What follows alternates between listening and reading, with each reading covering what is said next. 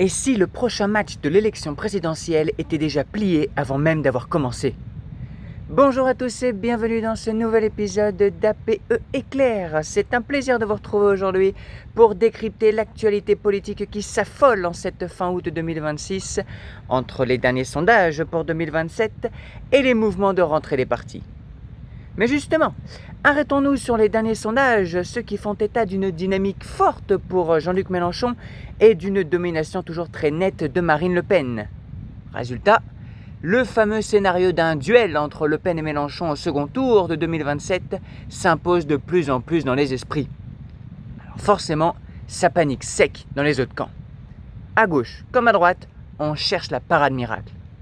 Et cette parade, pour beaucoup, ce serait l'organisation de primaires. Mais est-ce que ces primaires peuvent vraiment tout changer? Est-ce que ce simple outil démocratique a le pouvoir d'empêcher ce duel annoncé? C'est exactement la question que l'on va creuser ensemble au cours de cet épisode.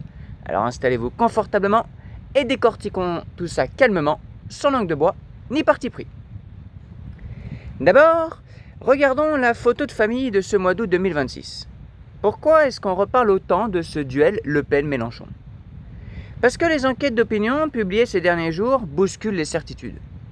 D'un côté, le Rassemblement national consolide un socle électoral massif. De l'autre, la France insoumise et son leader, Jean-Luc Mélenchon, font l'actualité de cette rentrée en grimpant dans les intentions de vote pour s'installer potentiellement aux portes du second tour. Et au milieu, c'est la grande bousculade. Le bloc central et la droite républicaine se cherchent, se divisent et multiplient les candidatures potentielles. Face à ce risque de dispersion qui leur pantonnait, la réaction ne s'est pas fait attendre. Avez-vous vu l'actualité de ces 2 derniers jours? À droite et au centre, plus de 200 élus locaux viennent de signer un appel vibrant pour exiger une primaire ouverte. Leur argument est simple, presque brutal. Si on continue comme ça, on va droit dans le mur. Mais attendez une seconde. Est-ce qu'une primaire à droite peut réellement régler le problème? Est-ce qu'elle est capable de résoudre la division? Ou bien ne ferait-elle que l'aggraver? Telle est la question. Et regardons ce qui se passe aussi de l'autre côté de l'échiquier politique. Car à gauche aussi, le feuilleton des primaires agite les politiques. Le Parti socialiste et Place publique viennent de valider un accord pour organiser un scrutin électronique en octobre. L'objectif affiché? Désigner un candidat unique de la social-démocratie pour peser face au reste de la gauche. Mais est-ce que ça marche à tous les coups? Souvenez-vous de l'histoire politique récente. Les primaires ont souvent laissé des traces indélébiles. Des vainqueurs fatigués, des battus amers et des électeurs déboussolés. Alors, est-ce une solution miracle ou plutôt une machine à fabriquer des perdants? C'est là que le bas blesse. Une primaire n'a de sens que si tout le monde joue le jeu. Or, aujourd'hui, est-ce le cas? À gauche, la France insoumise fait cavalier seul derrière Jean-Luc Mélenchon.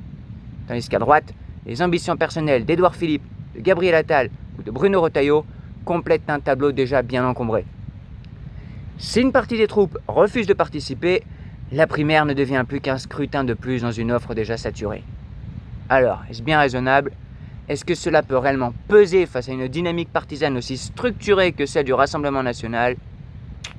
Je m'interroge. Mais continuons notre réflexion en nous penchant sur la mécanique de ces scrutins. Pourquoi les partisans des primaires y croient-ils autant? Parce qu'ils espèrent recréer de l'enthousiasme. Vous vous souvenez de l'époque où les primaires mobilisaient des millions de Français? C'était le grand rendez-vous civique. Mais aujourd'hui, le climat a changé. Les Français se méfient des appareils politiques. Quand on demande à un citoyen lambda ce qu'il pense de l'idée d'une primaire pour départager les candidats à la présidentielle, la réponse est bien souvent un haussement d'épaule. Et on peut le comprendre, non? Pourquoi irait-on voter si c'est pour voir le vainqueur se faire lâcher par ses propres partenaires 3 mois plus tard? C'est toute la contradiction de notre époque. Les élus réclament des règles strictes pour filtrer les candidatures, comme le parrainage de 300 maires issus de 30 départements, avec un maximum de 30 maires par département. Mais est-ce suffisant pour donner de la légitimité à un projet? Une primaire peut-elle remplacer un véritable élan populaire? Poser la question, c'est un peu y répondre. Un champion choisi par les partis ne fait pas automatiquement un président désiré par le peuple. Si le candidat issu d'une primaire n'arrive pas à incarner une rupture ou un souffle nouveau, les électeurs iront naturellement vers des offres plus directes, plus lisibles. Et c'est précisément ce qui alimente aujourd'hui l'hypothèse d'un duel entre Marine Le Pen et Jean-Luc Mélenchon. Ce sont deux figures qui s'adressent directement à leur électorat sans passer par la case subtile des compromis d'appareil. Alors, est-ce que c'est joué d'avance ? Absolument pas. L'histoire politique nous apprend que rien n'est écrit un an avant une présidentielle. Les dynamiques d'août ne font pas les résultats d'avril. Et c'est là que les primaires, malgré leurs défauts, jouent un rôle d'arbitre potentiel.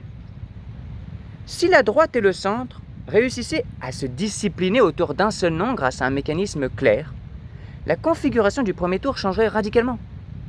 Le bloc central et la droite républicaine cesseraient de s'annihiler mutuellement. De la même manière, si la gauche non insoumise parvient à structurer une solution crédible et audible cet automne, le paysage ne se résumera pas à un face-à-face binaire. Mais voilà le principal point de friction, le temps presse. Entre l'organisation des votes, les débats, la quête de parrainage et la nécessité d'introniser un nouveau leader aux yeux de l'opinion publique, le calendrier est infernal. Chaque semaine perdue en querelle de chapelle rapproche un peu plus le pays du scénario que tout le monde commente aujourd'hui. Alors, est-ce que les primaires peuvent empêcher ce duel ? Oui, techniquement, elles le pourraient si elles étaient inclusives, sincères et respectées. Mais en pratique, au regard des fractures actuelles, elles risquent surtout de n'être qu'un pansement sur une jambe de bois. Penchons-nous maintenant sur un autre aspect fondamental de notre sujet, la question de la légitimité démocratique. Quand on organise une primaire, à qui s'adresse-t-on réellement ?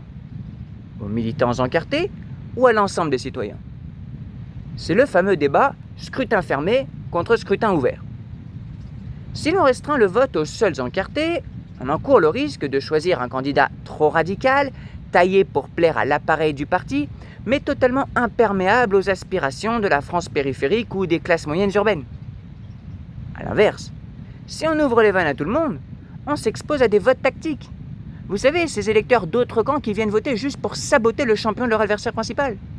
On l'a déjà vu par le passé. Et est-ce qu'on est à l'abri d'un tel scénario en 2026 ? Certainement pas. Les états-majors le savent bien. C'est pour cette raison que beaucoup hésitent encore à franchir le pas. Ils craignent le chaos organisationnel autant que le résultat final. Et puis, parlons franchement de l'argent et de la logistique. Organiser un scrutin national, même électronique ou partiel, coûte cher. Cela demande des moyens, des fichiers électoraux fiables et une sécurité informatique irréprochable. Est-ce que les partis politiques, souvent criblés de dettes ou soumis à des restrictions budgétaires drastiques, ont les reins assez solides pour porter une telle ambition ? C'est une vraie question matérielle qui pèse lourd dans la balance.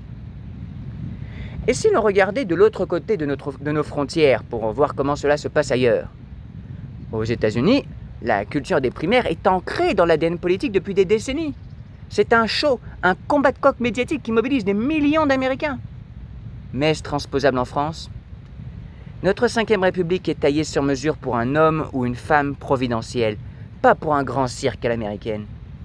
Notre culture politique est plus verticale et attachée à la figure du chef de l'État. Quand on essaie d'importer des méthodes anglo-saxonnes dans notre paysage, cela grince souvent. Les Français aiment râler, ils aiment débattre, mais dans l'isoloir, ils cherchent avant tout une boussole claire. Une primaire, avec ses compromis et ses programmes négociés à la petite semaine, brouille souvent cette boussole. Elle produit du consensus mou, là où les électeurs réclament des choix tranchés. Regardez la situation actuelle. Les partisans du duel Le Pen-Mélenchon n'ont pas besoin de primaire. Ils avancent en ordre de marche derrière leur leader à contester. Pas de débat interne, pas de contestation de la ligne, pas de risque de voir un allié poignarder l'autre dans le dos à 6 mois du premier tour. La discipline partisane fait office de force gravitationnelle. Face à cette machine de guerre, les partis traditionnels qui s'écharpent ressemblent à des régiments désordonnés. Alors, est-ce qu'une primaire peut tout à coup transformer ces divisions en une force unifiée ? Permettez-moi d'en douter un petit peu. Mais restons optimistes et explorons l'hypothèse de la réussite. Imaginons un instant que, par un miracle de la réelle politique, la droite réussisse sa primaire, que la gauche modérée fasse de même, et que les candidats issus de ces processus arrivent à imposer leur thématique dans le débat public. À ce moment-là, oui, le paysage explose. Le duel annoncé ne devient plus qu'une simple hypothèse parmi d'autres. Les électeurs modérés, qu'ils soient de centre droit ou de centre gauche, retrouveraient une raison d'aller voter sans avoir l'impression de choisir entre la peste et le choléra, pour reprendre une expression un peu triviale mais tellement ancrée dans les esprits. Car c'est bien cela le cœur du problème. Beaucoup de Français se sentent aujourd'hui piégés par une offre politique qu'ils subissent davantage qu'ils ne la choisissent. Le sentiment d'impuissance politique nourrit l'abstention et la radicalité. Si les primaires parvenaient à réinsuffler de l'espoir et à rompre ce fatalisme, elles joueraient un rôle salutaire. Pour cela, il faudrait que les égos s'effacent pour laisser place à l'intérêt supérieur du pays. Et entre nous, est-ce que vous croyez sincèrement que des ténors de la politique française, habitués à truster la lumière, sont prêts à s'effacer d'un simple revers de main pour laisser la place à un vainqueur qui obtiendrait potentiellement que 51% des voix ? Soyons réalistes, la politique est aussi une affaire d'ambition personnelle féroce. Alors, qu'est-ce qu'on doit retenir de tout cela pour finir ? Que l'élection présidentielle de 2027 ne se gagnera pas uniquement dans les algorithmes des sondeurs ou dans les règlements intérieurs des partis. Elle dépendra de la capacité des candidats à convaincre des Français fatigués par les crises et sceptiques à l'égard du système politique traditionnel. Les primaires ne sont qu'un outil, ni bon ni mauvais en soi. Tout dépend de la façon dont les acteurs politiques s'en emparent. Vont-ils privilégier l'intérêt général et le rassemblement, ou céder à la tentation des petits calculs partisans ? C'est là toute la question. J'aimerais beaucoup connaître votre avis dans les commentaires.